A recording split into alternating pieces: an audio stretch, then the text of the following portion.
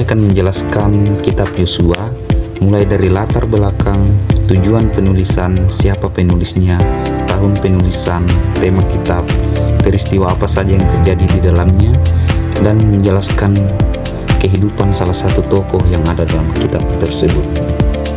Yang pertama, latar belakang kitab. Kitab Yosua merupakan kelanjutan dari kisah bangsa Israel setelah kematian Musa, pemimpin besar mereka. Dalam kitab ini, kepemimpinan beralih kepada Yosua bin Nun, hamba Tuhan yang setia dan murid Musa. Kitab ini juga menceritakan bagaimana janji Allah kepada Abraham, Ishak dan Yakub akhirnya digenapi. Yang kedua, tujuan penulisan. Adapun tujuan penulisan dari kitab Yosua yaitu untuk menunjukkan kesetiaan Allah dalam menepati janjinya kepada bangsa Israel, yaitu memberikan tanah Kanaan kepada mereka seperti yang telah dijanjikan kepada nenek moyang mereka. Kitab ini ditulis untuk menegaskan pentingnya iman dan ketaatan kepada Tuhan sebagai syarat utama memperoleh berkat dan kemenangan. Yang ketiga, penulis kitab.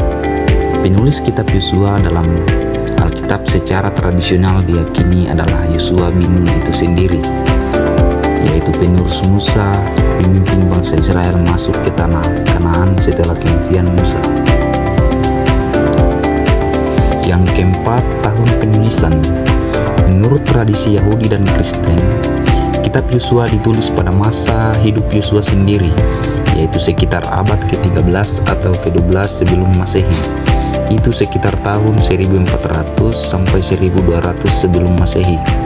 Waktu ini bertepatan dengan masa setelah kematian Musa dan penaklukan tanah Kanaan oleh bangsa Israel. Jadi, setelah peristiwa-peristiwa yang tercatat di dalamnya, di zaman Yosua masih hidup atau tidak lama setelah kematiannya, kitab Yosua kemungkinan baru disusun atau disunting jauh kemudian sekitar abad ke-7 sampai ke-6 sebelum Masehi. Yang kelima, tema kitab. Tema kitab Yosua berpusat pada pemenuhan janji Allah kepada bangsa Israel dan kesetiaan Allah terhadap umatnya. Secara umum, kitab ini menggambarkan bagaimana Tuhan menepati janjinya kepada Abraham, Ishak dan Yakub dengan memberikan tanah Kanaan kepada keturunan mereka melalui kepemimpinan Yosua. Jadi, tema utama kitab Yosua yaitu yang pertama, pemenuhan janji Allah, yang kedua, kepemimpinan dan ketaatan, yang ketiga, kesetiaan dan penyerahan diri kepada Tuhan, dan yang keempat adalah pembagian tanah dan kehidupan dalam perjanjian lama. Yang keenam, tokoh kitab Yosua.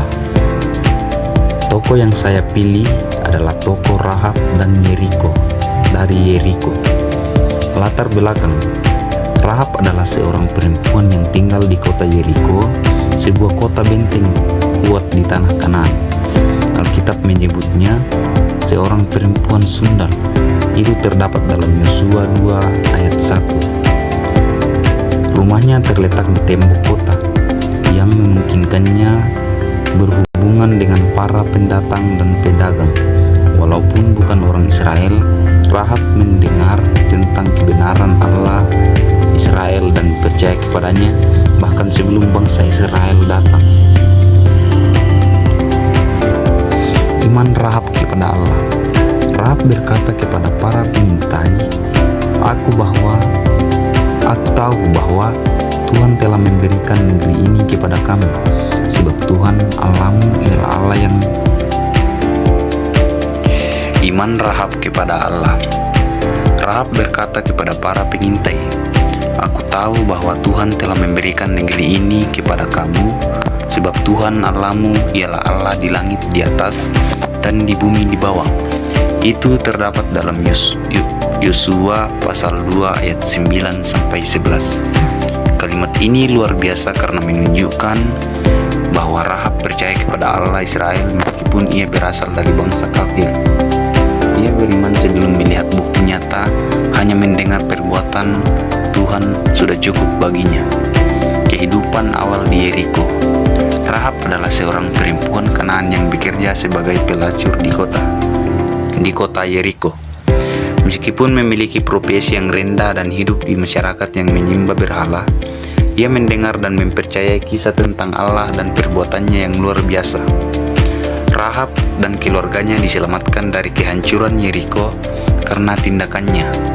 Imannya yang besar mengubah nasibnya. Ia meninggalkan profesinya, menikah dengan Salmon dari suku Yehuda dan menjadi garis keturunan dari bangsa Israel. Peristiwa yang terjadi dalam kitab Yosua. Adapun peristiwa yang terjadi dalam kitab Yosua yaitu yang pertama, penunjukan dan penguatan Yosua sebagai pemimpin, yang kedua, pengintaian kota Yeriko, yang ketiga, perang melawan raja-raja Kanaan, yang keempat, pembagian tanah Kanaan, yang kelima, pembaruan perjanjian di Gunung Ebal dan Gerizim, dan yang keenam, menyeberangi sungai Yordan, yang ketujuh, penyucian bangsa dan Paskah di Gilgal. Jadi, kesimpulan dari pembahasan saya mengenai kitab Yosua yaitu Allah setia dalam menggenapi janjinya kepada bangsa Israel untuk memiliki tanah perjanjian, serta pentingnya ketaatan dan iman yang teguh dari umatnya untuk mewarisi dan mempertahankan anugerah tersebut.